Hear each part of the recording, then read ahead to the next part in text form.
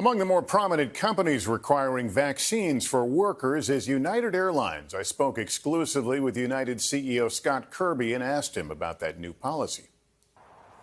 We are now going to require all employees to get vaccinated at the later of October 25th or 45 days after the FDA has final authorization for the vaccine. Some companies and organizations are saying get the vaccination or be tested regularly. Are you offering that option, or are you simply saying either be vaccinated or move on and leave the company?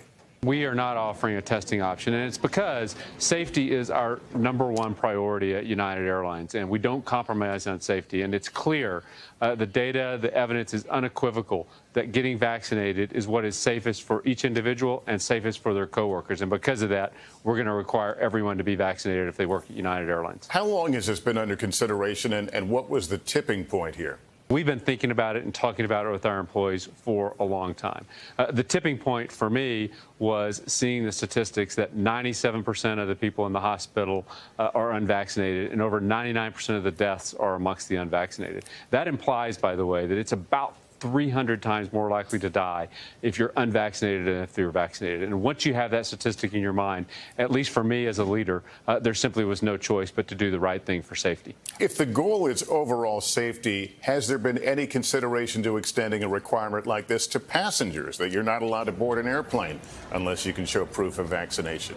Yeah, I think a passenger requirement really fits in the world of the government and government responsibility and requirement. Has some of this been driven by this contagious nature of the Delta variant? Well, yes, obviously the Delta variant is just one more piece of evidence that shows how important the vaccines are and how effective and how safe the vaccines are. What do you think the future of air travel is right now? Do you expect a continued surge in airline demand?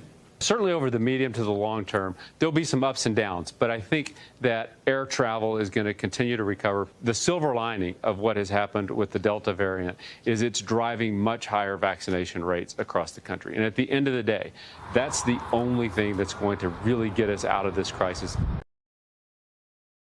Thanks for watching our YouTube channel. Follow today's top stories and breaking news by downloading the NBC News app.